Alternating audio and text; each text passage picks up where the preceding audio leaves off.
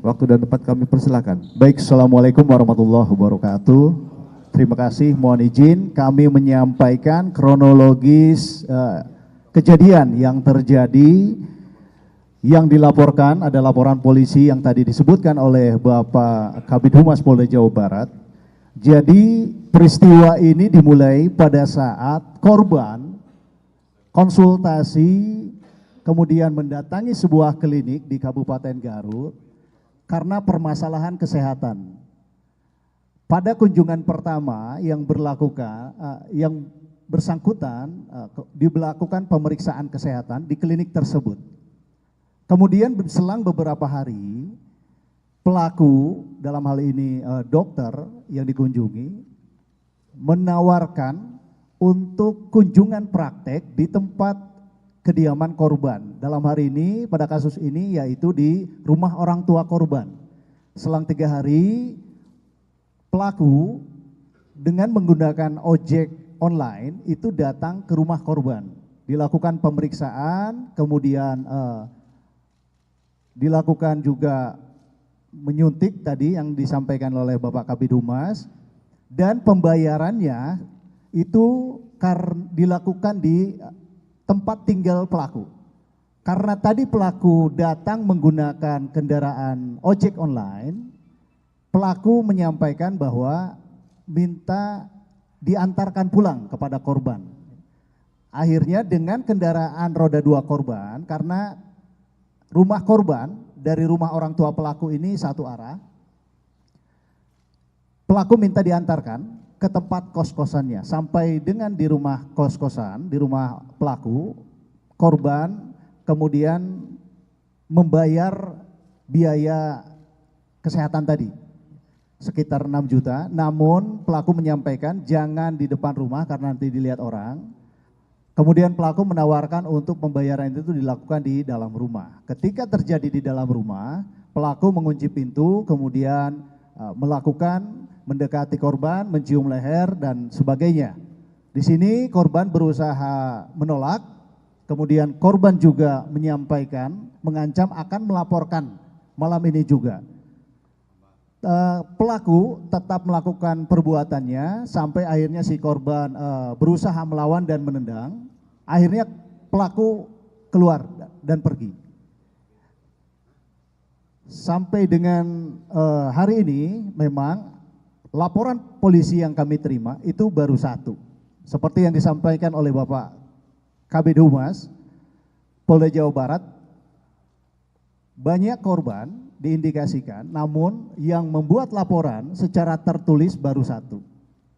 Ada 1 lagi korban, namun yang bersangkutan masih belum bersedia untuk dibuatkan laporan polisi. Jadi masih berupa pemeriksaan saksi.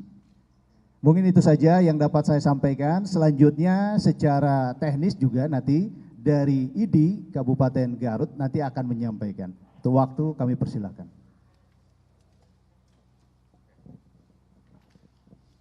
Assalamualaikum.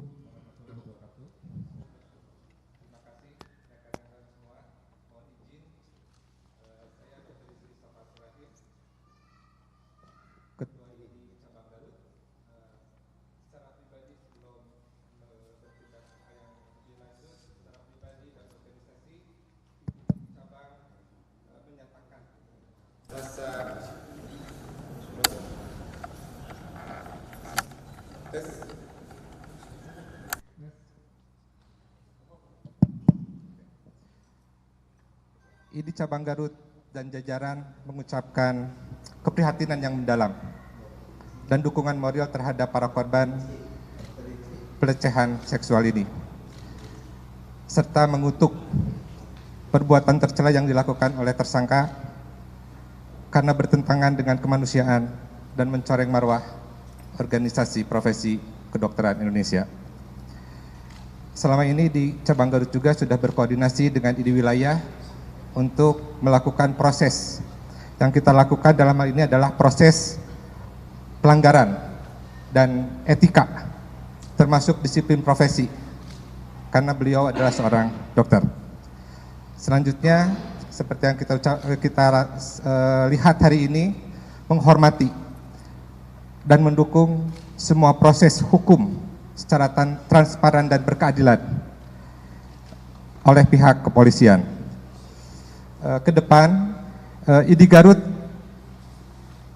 akan berkolaborasi dengan pemerintah daerah untuk menindaklanjuti hal-hal yang menjadi keluhan masyarakat. Bisa menghubungi hotline yang ada, kita berintegrasi bersama, tetapi secara organisasi semua keluhan, informasi dan pengaduan bisa kita sampaikan ke Sekretariat ID Cabang Garut di Ruko A6 Jalan Suherman, Ruko Diamond Dreamland. Mungkin itu yang bisa saya sampaikan secara pribadi dan organisasi. Mudah-mudahan ini menjadi pembelajaran yang baik buat kita semua. Oke, terima kasih Pak Kapolres atas kesempatan yang diberikan kepada kami organisasi ID. Terima kasih. Assalamualaikum warahmatullahi wabarakatuh. Baik rekan-rekan sekalian, jadi rilis yang kami sampaikan secara singkat, jelas dan padat sudah kami sampaikan. Ya, kami berharap dari semua rekan-rekan media berilah kesempatan kepada kami ke pihak kepolisian Polres Garut untuk diberikan ruang waktu untuk menyidik secara profesional, ya, prosedural, ya. Dan kita ketahui bahwa untuk kasus ini merupakan kasus yang sangat rentan, ya, terhadap perempuan dan anak tadi saya katakan, yang dimana korbannya mudah secara korban fisik maupun psikologis, ya. Nah, di sini kami sampaikan pada rekan-rekan sekalian, kami tidak bisa menyidik apabila tidak ada laporan.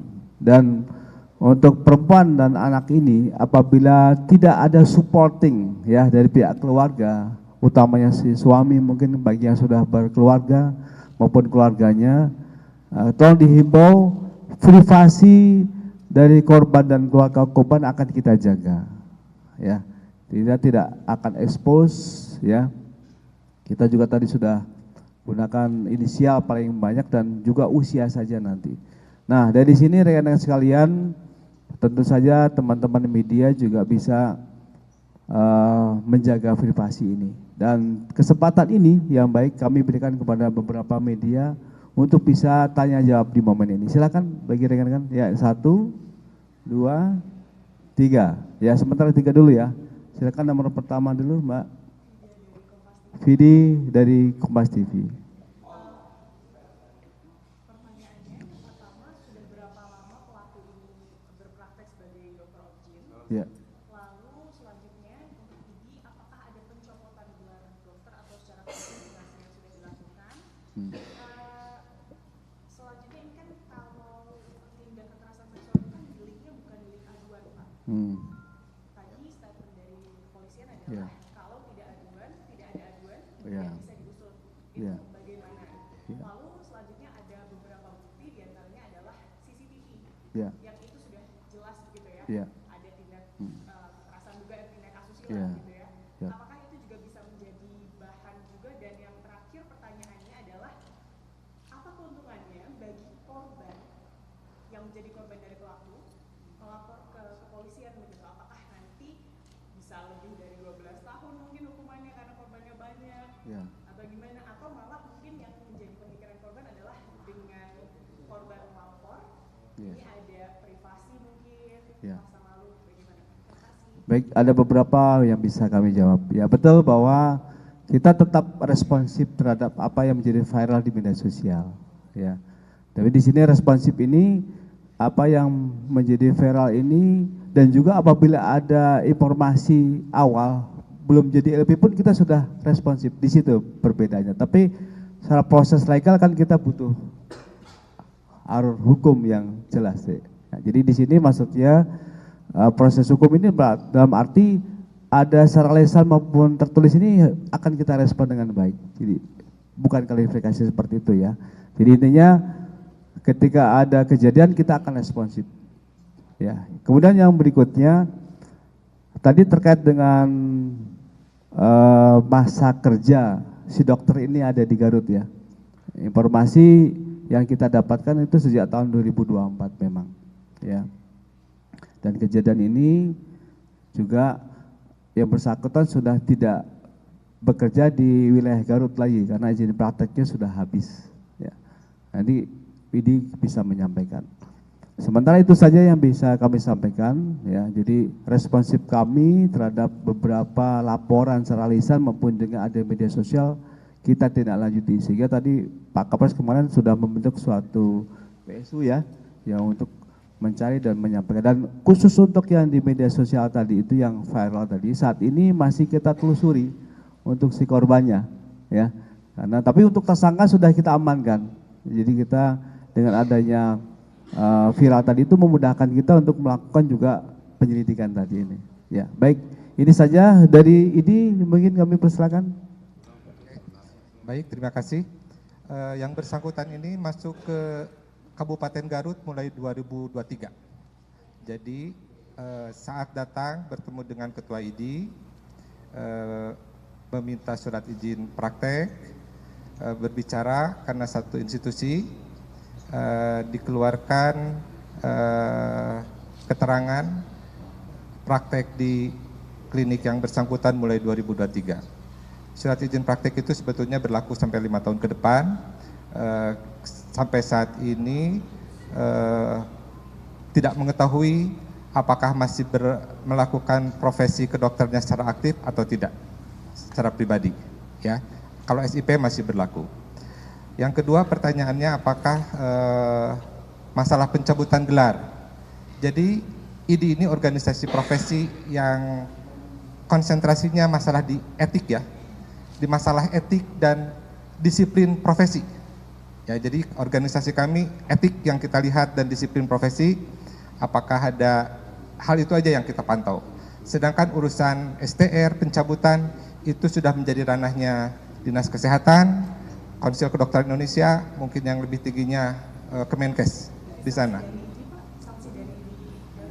Belum, karena ini kita akan selalu mengikuti proses yang sedang kita lakukan. Sampai saat ini ID cabang senantiasa berkolaborasi, berintegrasi, bekerja sama dengan ID wilayah dan majelis kedokteran etik yang ada. Kita punya majelis kedokteran etik, kita pantau lagi, kita lihat kronologi, kita lihat apa yang kita pelajari, nanti mungkin akan prosesnya kita ikuti terus sampai saat ini. Itu baik, mungkin. sebentar demikian. Silakan dari TV One. Pak Kapolres. Ya. Opik dari TV One. Saya ingin tanya teknis, kalau laporan yang diterima oleh penyidik terutama dari PPA itu bukan yang CCTV artinya, tetapi perkara tindak pidana yang lain, walaupun sama-sama melakukan pelecehan. Artinya TKP-nya berbeda dengan di CCTV yang viral ya, satu itu. Kemudian ke ID, apakah setiap ada perkara seperti ini, model-model seperti ini, pencopotan praktek misalkan, penghentian praktek itu dikeluarkan oleh majelis atau Kemenkes?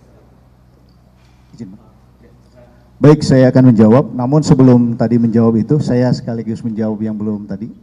Terkait dengan keuntungan korban melapor ya. Yang pertama itu adalah merupakan sebagian dari proses upaya hukum yang sedang kita jalankan.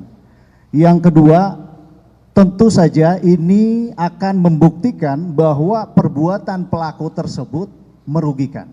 Ada korbannya. Dan yang penting nomor 3 adalah ini juga membangun kekuatan psikologi para korban yang lainnya untuk dapat melaporkan hal ini kepada kepolisian. Ya, itu mungkin beberapa keuntungannya kenapa korban-korban ini harus melapor. Ya. Kemudian langsung ke pertanyaan yang kedua terkait CCTV yang viral dan penanganan kasus. Memang CCTV yang viral sampai saat ini kami juga kembali sedang mendalami korban yang ada di dalam video tersebut. Identitas itu sudah kita ketahui, kami juga sudah komunikasikan kepada yang bersangkutan, juga kami komunikasikan untuk dapat melaporkan kepada kami. Namun yang bersangkutan atau korban memang menyampaikan kepada kami, yang pertama akan menyampaikan dulu berkonsultasi dengan suami dan keluarganya. Ini yang patut kita perhatikan, menjadi atensi bahwa memang korban juga akan menjadi permasalahan pribadi ketika ini dibawa ke ruang publik. Kami menyadari itu sehingga kami pun tidak bisa serta-merta membawa korban itu ke ranah proses penyidikan. Kami hanya bisa menghimbau dan menjamin hak-hak korban, kerahasiaan identitas korban, dan perlindungan korban secara optimal oleh kepolisian. Demikian. Nanti Idi silakan. Terima kasih. Untuk masalah surat izin praktek, masalah ranah surat izin praktek itu yang menerbitkan adalah Dinas Kesehatan. Itu. Jadi masalah pencabutan, masalah segala macam, mungkin ranahnya Dinas Kesehatan. STR ada ranahnya Konsil Kedokteran Indonesia. Cuma itu aja. Jadi ini hanya membatasi masalahnya di etik dan disiplin profesi, keilmuan. Hanya itu saja yang kita lakukan di organisasi profesi. Terima kasih. Baik, tadi kita kembali untuk menguatkan jawaban dari Mbak Kombas tadi, Mbak Vinda ya. Jadi keuntungan apabila dari pelapor ini kepada pihak kepolisian. Jadi manakala pelapor ini ada lebih dari satu, di konstruksi hukumnya akan berubah. Ada suatu penguatan daripada konstruksi hukum itu dengan pasal penguat tadi itu. Di mana pasal penguat tadi yang sudah ditetapkan oleh sebagai pasal pokok ya.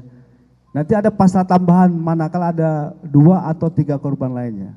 Konstruksi hukumnya akan bertambah menjadi JO 64 ya, Undang-Undang RUU baru tentang perbuatan yang berulang.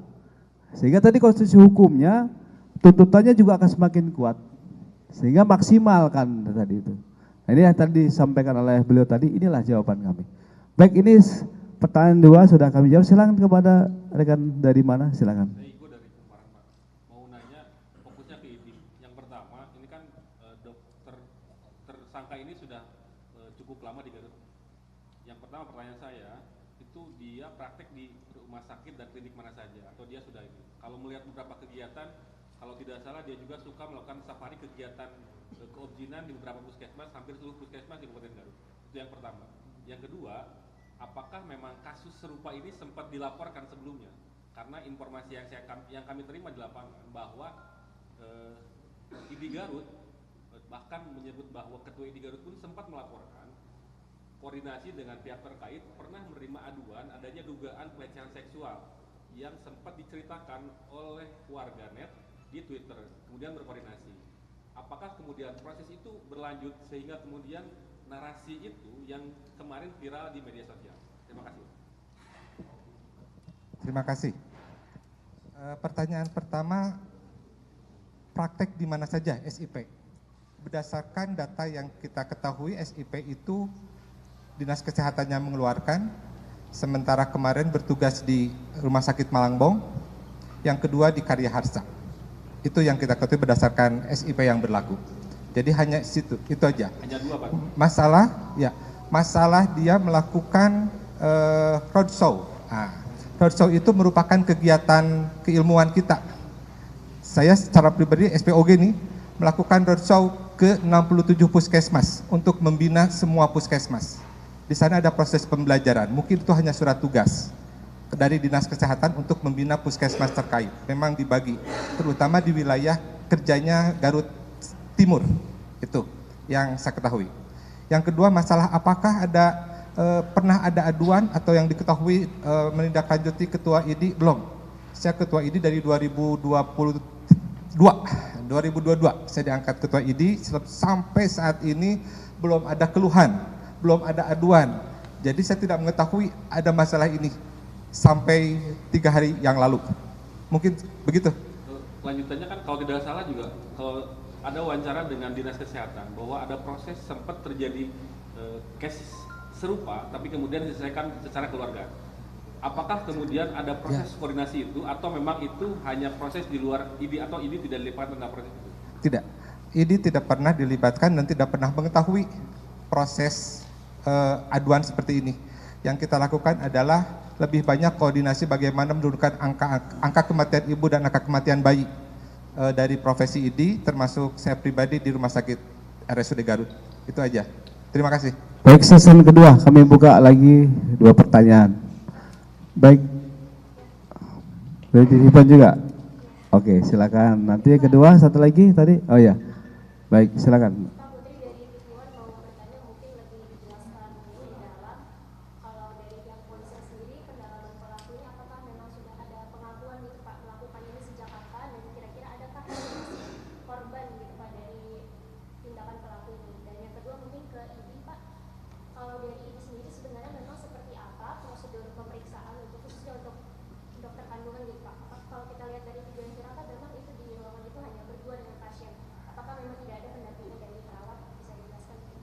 Saya tambung tapi sekaligus langsung pertanyaan kedua, silakan. Tadi disebutkan ada barang bukti berbentuk flash disk. Ya.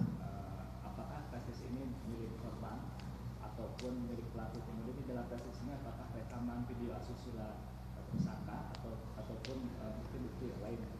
Baik. Baik, terima kasih. Ini kita fasilitasi, nanti kami berikan kepada Kapolres secara teknis dan juga ID. Silakan.